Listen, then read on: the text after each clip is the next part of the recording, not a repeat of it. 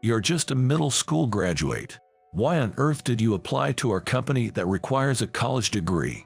Your resume isn't even worth looking at. You don't qualify to apply in the first place. At the final interview of a top-notch company, the interviewer, to my astonishment, was a national university graduate who had looked down on me since middle school. Middle school dropout and pua, you're definitely not getting hired. Anything last to say. The sound of paper tearing echoed in the interview room. He had ripped up my resume. I was momentarily taken aback, but then I smirked and retorted, "Good luck with your job hunting starting tomorrow." Huh? The interviewer looked confused. Right, he wouldn't understand now. But by tomorrow, everything will be revealed, and he will be plunged into despair. I'm nervous. My name is James. I had come to interview at a company, dressed in a suit.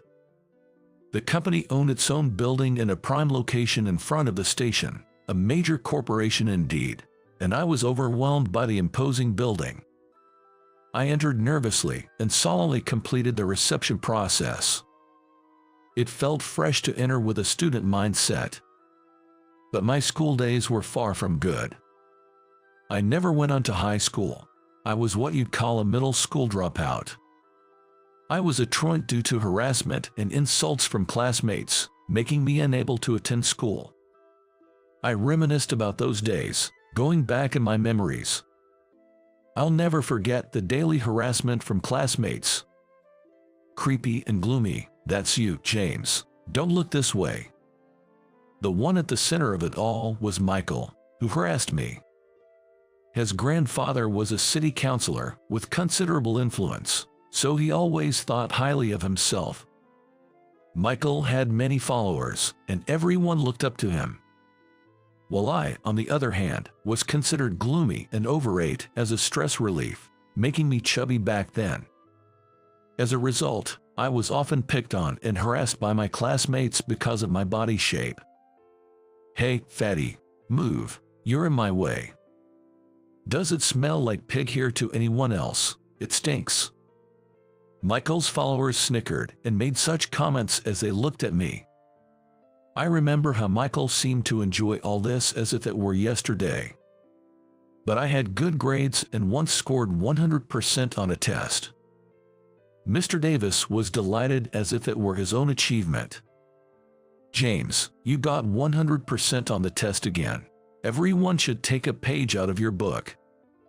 Mr. Davis, what's that about? A special treatment for James?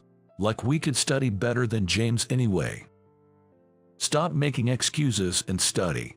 This only garnered resentment from my classmates, and I became increasingly ostracized. Michael, particularly, seemed to despise me for not trying to ingratiate myself.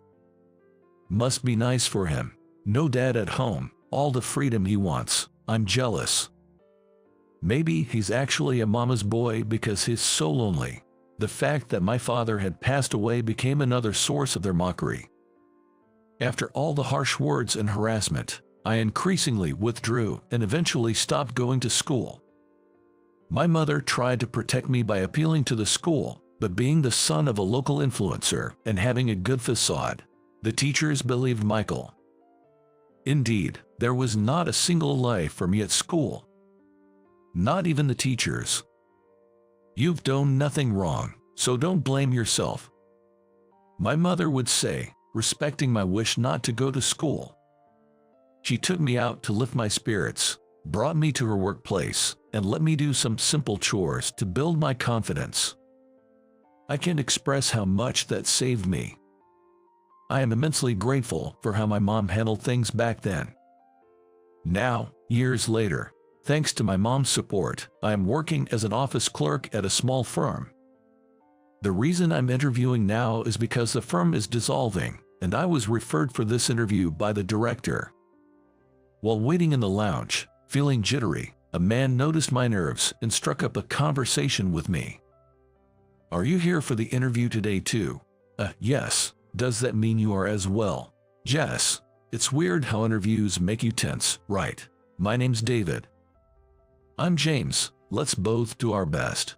In the waiting room, I was approached by a new grad named David, and thanks to him, I felt a bit less nervous.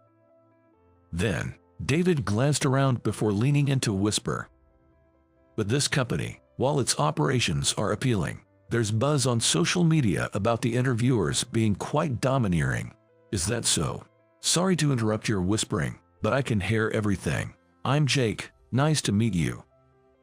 Nice to meet you too.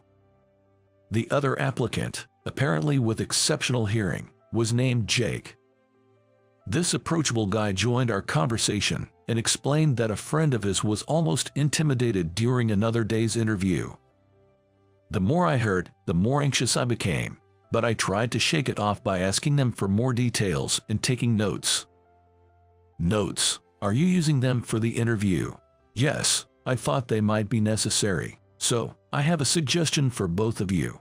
After I finished explaining my proposal to them, who tilted their heads in confusion, I handed them something. After I finished explaining my proposal, they both nodded in agreement and tucked something into their pockets. And with nerves running high, the interview began. The interviewer was alone, and I recognized his face.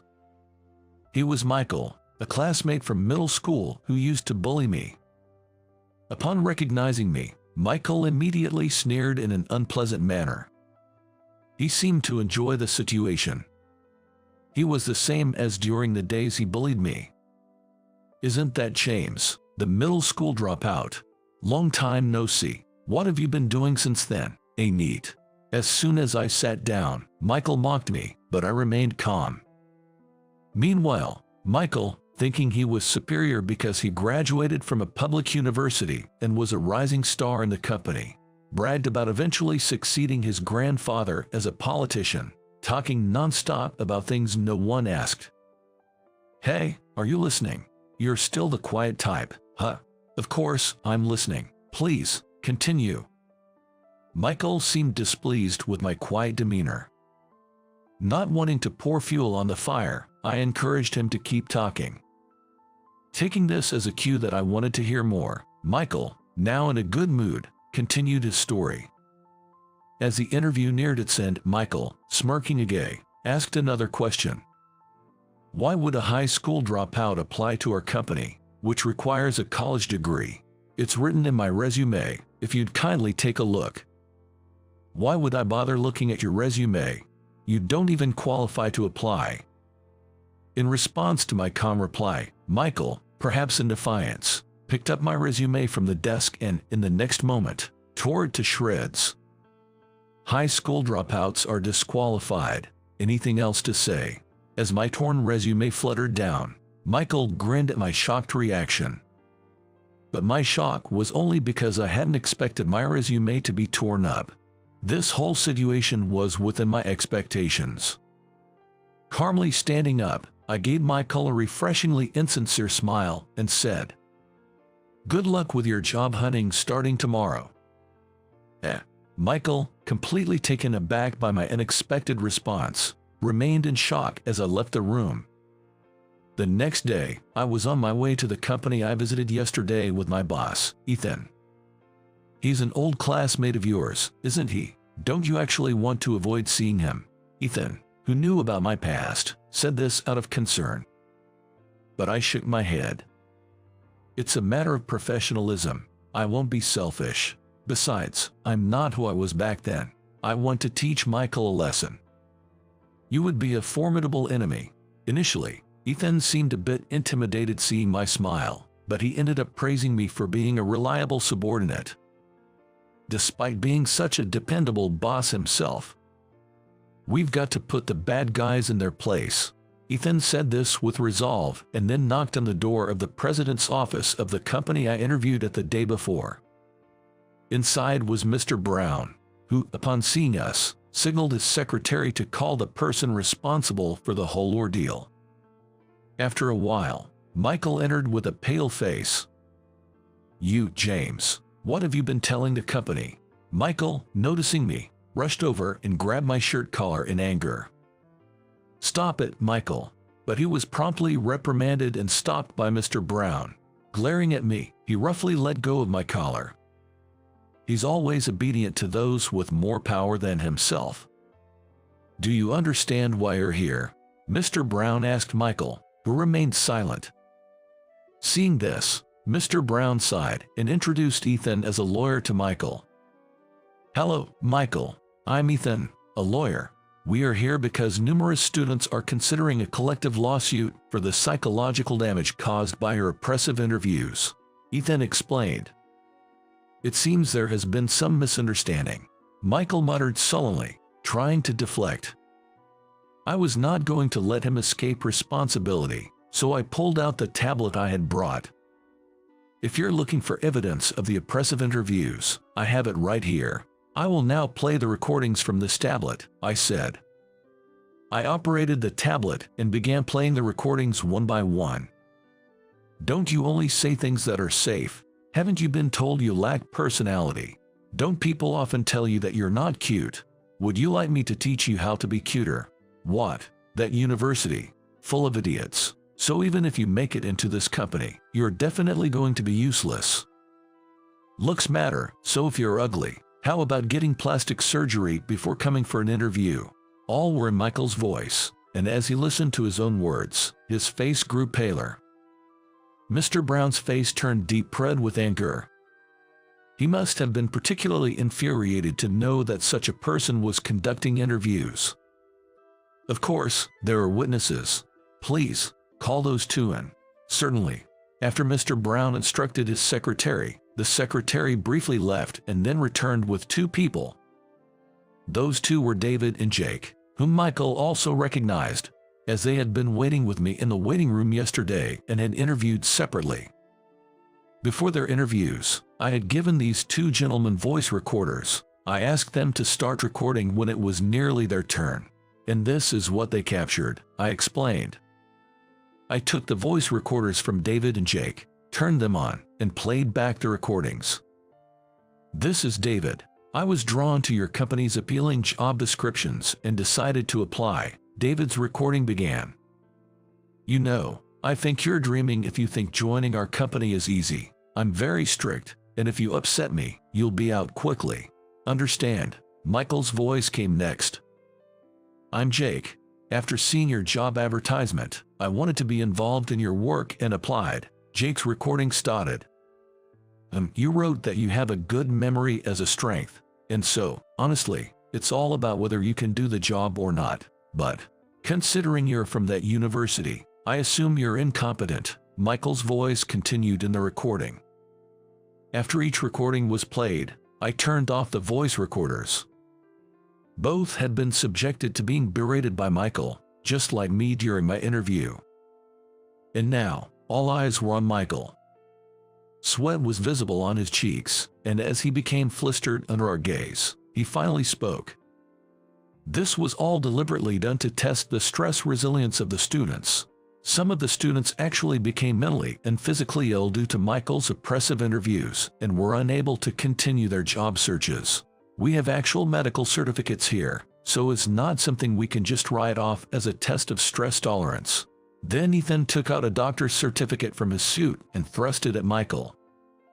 However, Michael snatched the certificate from Ethan's hand and, just like he did with my resume, tore it up. He tore it up, as expected. Since we anticipated this, I informed him that the certificate was a copy and the original was stored elsewhere, causing Michael to turn red with anger. He never learns from his own actions. Despite being a middle school dropout, what do you think you're doing? Michael shifted his gaze from Ethan to me, looking ready to pounce again. You seem to be under a misconception, so let me clarify. I may have dropped out of middle school, but I graduated from university. What? What are you talking about? Did you lose your mind? Michael, unable to comprehend what I was saying, tilted his head and laughed. It's no wonder your poor brain can't grasp it. In fact, after dropping out of middle school, I had taken a high school equivalency exam. And I had passed, going on to study law at a renowned university. Then, I advanced to a law school. Ethan was a friend of my late father and a lawyer. My mother also worked in Ethan's office when I was in middle school.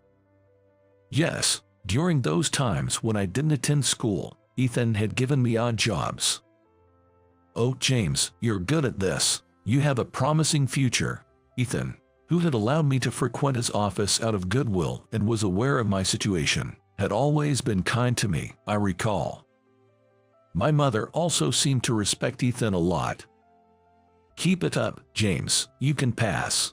And so, with Ethan's encouragement, I underwent legal training at his office this year and successfully passed the final exam. Ethan was as happy for me as if it were his own achievement and hugged me. Since then, I have been working at Ethan's office. Also, Ethan occasionally lectures at universities and had received complaints about oppressive interviews from students during those times. "How about it, James? I really want you to go undercover. Will you do it?" "Me, I'm not sure I'm confident enough."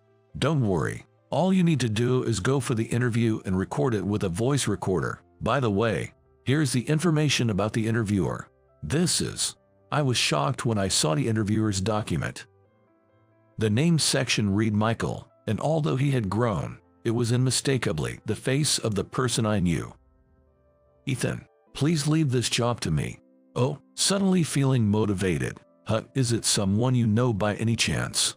Ethan asked tentatively, and when I answered with obvious displeasure, he started to get concerned and tried to call off the job, which made me inadvertently laugh. Ethan's reaction at that time was quite amusing. Yes, the person listed in that document was undoubtedly Michael, who had bullied me back in middle school. Due to a few students deciding to sue after being subjected to Michael's oppressive interviews and my own willingness, I, who would not seem out of place attending an interview, decided to go for it. Ethan and I have known each other for a long time. When he came to our company asking to investigate, I was surprised, but I agreed because such oppressive interviews should not be happening. Mr. Brown and Ethan knew each other, and they had explained everything beforehand, cooperating with my infiltration. Upon hearing this, Michael's face grew even paler. "The company must take responsibility for this matter. We intend to compensate the victims who suffered from Michael's oppressive interviews. Of course, Michael will also be held accountable. We will seek damages from Michael." Moreover, Mr. Brown announced disciplinary dismissal to Michael for causing significant damage to the company. "But Mr. Brown, I didn't mean any harm. I was really just trying to measure their stress tolerance. Was it not rather a way for you to relieve your own stress? Besides, it seems you have been under considerable stress from gambling, haven't you?" Michael, in his private life, was known to be a gambling enthusiast, pouring money into gambling. Apparently, he was often irritable the day after losing at gambling, and it seems during those interviews, he took out his frustration on the interviewees. "Mr. Brown, it wasn't intentional. Please forgive me. If I forgive you here, I'm afraid more victims will emerge. I'm sorry, but I can't compromise my decision."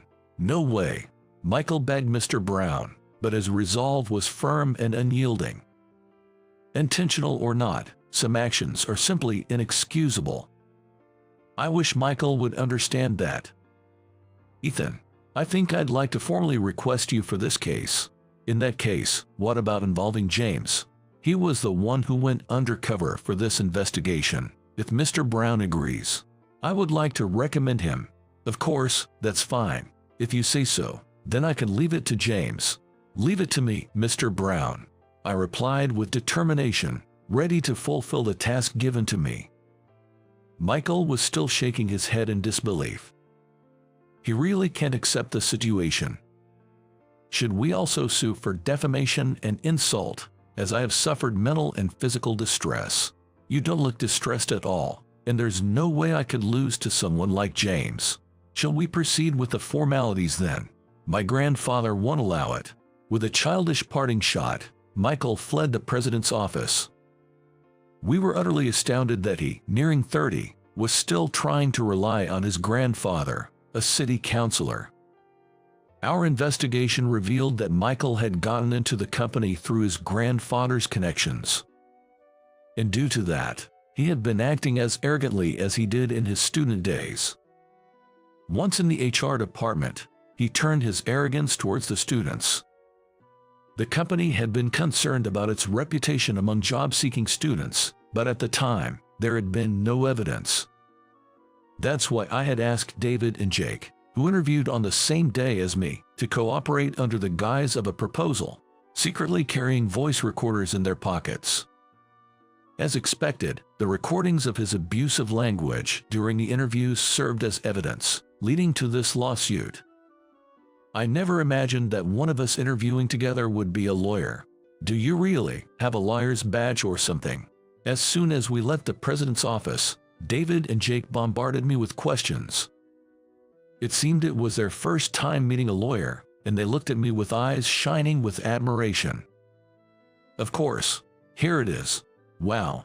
I showed them the lawyer's badge that I had been hiding during the undercover operation, and they cheered. With that exchange earlier, lawyers are really cool. I should have aimed to be a lawyer too. Given how the interviewer was, I'm not sure if I would have passed.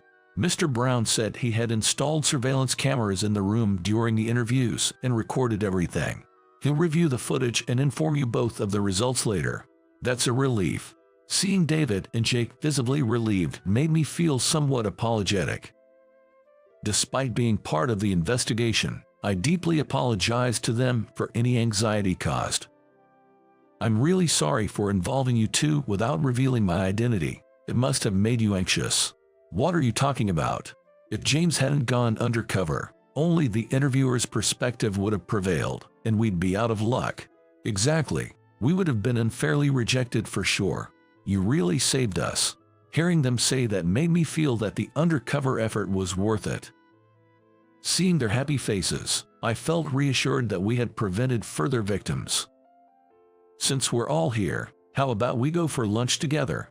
That sounds good. James, will you join us? I'd love to. I checked my watch for the time and, seeing that I had enough before my afternoon tasks, agreed and exchanged contact information with them before heading out for lunch. It felt like making new friends, which was surprisingly pleasant. Their friendly demeanor made me naturally smile. Later on, I received a call from Mr. Brown informing me that David and Jake were successfully employed, and Michael was officially fired.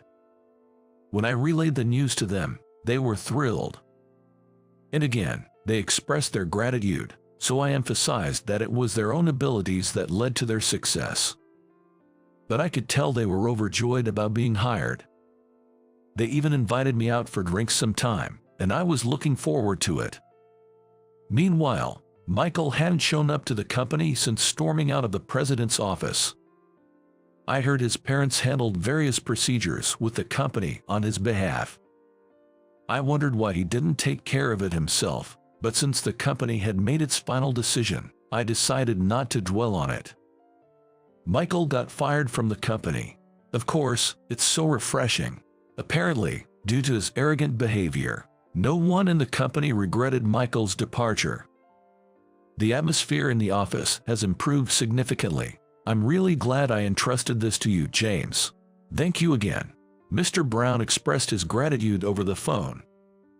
I could almost see his relieved face. Just when I thought all was resolved, the next day Michael and his grandfather, Charles, came to the office. The next day, Michael and his grandfather, Charles, visited the office. I've heard there's a lawyer named James here. I'd like to meet him to discuss my grandson's trouble. Charles, dressed in black and with a robust man, called for me. I was on guard for anything, but then Charles deeply bowed to me.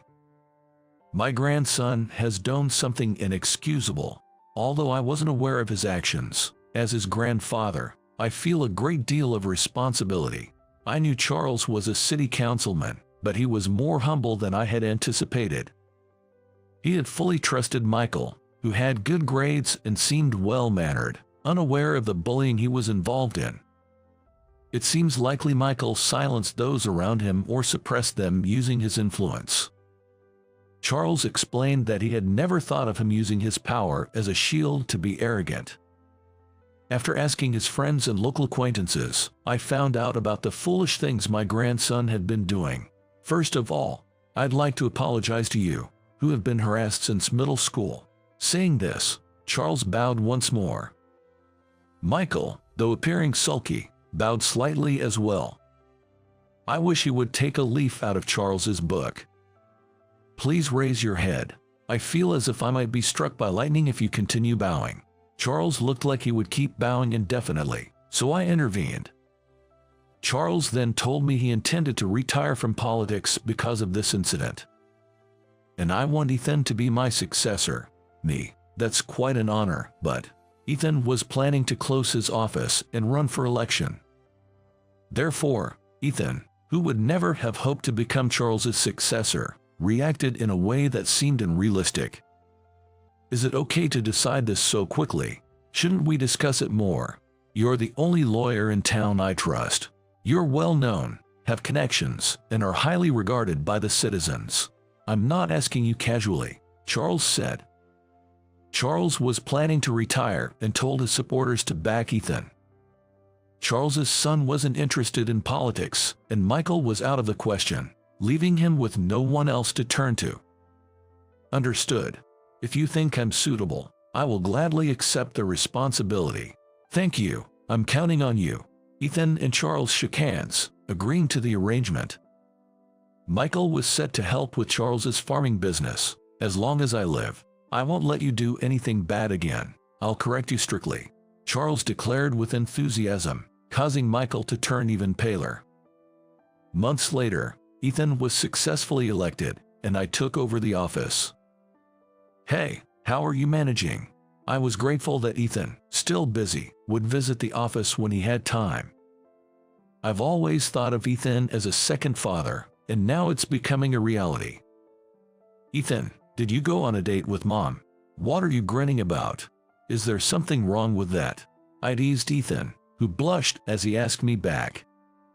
Yes, recently Ethan and my mother, who had a mutual respect for each other, got married. No, it's great to see you so happy. Seeing Ethan, still freshly married, radiating happiness, I chuckled. Of course, I was happy for their joy and felt incredibly honored to have someone like Ethan as my new father. It was only because it was Ethan that I could accept it. He has always been there, supporting me and my mother. Even during my middle school days, when I faced bullying, he helped through my mother. When I gave up on going to high school, it was he who encouraged me and suggested I take the GED.